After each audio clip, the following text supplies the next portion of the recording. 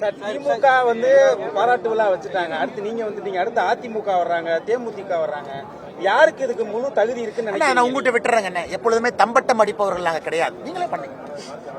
அசம்பிளியில தீர்மானம் போட்டோம், அதனால எடுத்துட்டாங்க. அசம்பிளியில எத்தனை தீர்மானம் போட்டீங்க? எத்தனை எடுத்தோம்? தீர்மானம் போடுறது வாடிக்கையாயிருச்சு. அசம்பிளியில என்ன வேணாலும் தீர்மானம் போடுறாங்க. உப்புக்கு சப்பில்லாத எல்லாம் தீர்மானம் போடுறாங்க. தவறுன்னு தெரிஞ்சு தீர்மானம் போடுறாங்க. இல்ல எங்களை பார்த்து மத்திய அரசு பயந்துட்டாங்க. உக்ரைனை பார்த்து, ரஷ்ய அரசை பார்த்து பயப்படாத மோடி அவர்கள் திமுக அரசை பார்த்து பயப்பட போறாங்களா? மக்களுடைய அன்பு, மக்களுடைய குரல் சொல்லியிருக்கிறாங்க, செஞ்சிருக்கிறோம், வாக்கு கொடுத்திருக்கோம், செஞ்சு காட்டியிருக்கோம். அதனால் யாரு வேண்டுமானாலும் வரலாம், யாரு கழுத்துல வேணாலும் மாலைகள் போடலாம். அதை பத்தி எங்களுக்கு எந்த விதமான ஒரு எண்ணம் கிடையாது. யாருக்கு வேணாலும் நீங்க பண்ணுங்க. நாங்க எப்பொழுதுமே வேலையை செஞ்சிட்டோம், அதுக்கு எங்களுக்கு கொடுங்கன்னு சொல்றவங்க மோடி ஆட்சி கிடையாது. எதை செய்தாலும் எங்களுடைய கடமையாக, தார்மீக உரிமையாக செய்யறோம். அந்த நேரத்தில் இது போல சில தவறுகள் மாநில அரசு செய்தும் கூட அது நம்முடைய கவனத்துக்கு கொண்டு வரப்பட்டால் உடனடியாக சரி செய்து கொடுக்கணும்.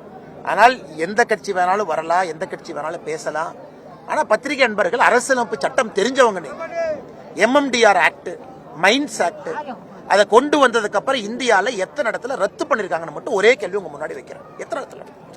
அதுவும் 22ஆம் தேதி ஜனவரி சந்திச்சு 23ஆம் தேதி 24 மணி நேரத்தில் ரத்து பண்ணி கொண்டு வர வேண்டும் என்றால் இந்தியாவில் எத்தனை இடத்துல நம்ம செஞ்சிருக்கோம். அதனால தமிழக மக்களுக்கு எப்பொழுதும் பாதுகாவலராக மோடி அவர்கள் இருப்பார் என்பதை மறுபடியும் ஒரு முறை ஊர்ஜிதம் செஞ்சிருக்காங்க. ஒரு கடிதத்தை பத்திரிகை நண்பர்களுக்கு கொடுக்கலாமேங்கண்ணா.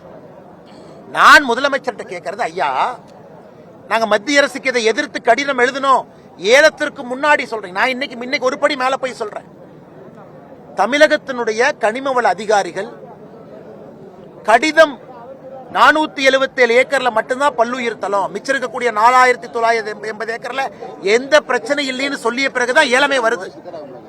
அதன் பிறகு மாநில அரசினுடைய அதிகாரிகள் 7 முறை டெல்லி போய் 7 முறை வேறு வேறு மீட்டிங்ல ஒரு வருஷத்துல பங்கெடுத்திருக்கிறாங்க. ஏப்ரல் மாசத்துல ஏலத்துக்கு கொண்டு வரும்போது யாரும் இந்த பகுதி ஏலத்துக்கு எடுக்கல. அப்போதும் மத்திய அரசுக்கு ஏலம் வந்தது தெரியும்.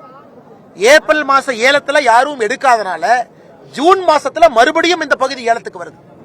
ஜூன் மாசத்துலதான் ஏலம் எடுக்கிறாங்க. அப்ப ஏப்ரல் ஏலம் வந்த பிறகு தெரியாது உங்களுக்கு? அப்ப எதுக்கு IAS ஆபீசர் இங்க இருக்கிறாங்க? எதுக்கு தலைமைச் செயலாளர் இங்க இருக்கிறாங்க? சொல்லிட்டு தானே செய்யறாங்க.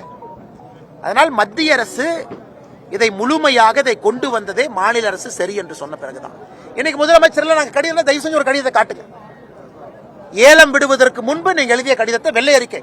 ஏங்கன்னா இவ்வளவு ரிலீஸ் பண்றவங்க வேங்கை வயல்ல எப்பவோ யாரோ ஆடியோ பேசினாங்களாமா, அந்த ஆடியோ இன்னைக்கு ரிலீஸ் பண்றேன்னு சொல்றவங்க, கதை திரைக்கதை வசனம் எழுதுறவங்க, மத்திய அரசு கடிதம் எழுதியிருந்தா ஏன் அந்த கடிதத்தை வெளியிடல? ஆனால் முதலமைச்சர் அவர்கள் உண்மையாலும் வெள்ளாளப்பட்டி உண்மையை பேசியிருக்காருன்னு நினைச்சாருன்னா வெள்ளை அறிக்கை கொடுக்கட்டும், கடிதத்தை வெளியிடட்டும். அதன் பிறகு மக்கள் முடிவு செய்யட்டும். நீங்க எழுதினா தானே, கடிதமே எழுதலையே, எழுதினா தானே வெளியிடுவீங்க.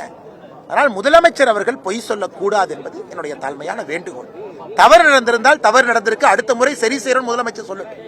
பச்சை பொய்யை இந்த மண்ணில் விவசாய மக்கள்கிட்ட சொல்லிட்டு போனா மக்கள் நாளைக்கு எந்த அரசியல்வாதி நம்ப மாட்டாங்க.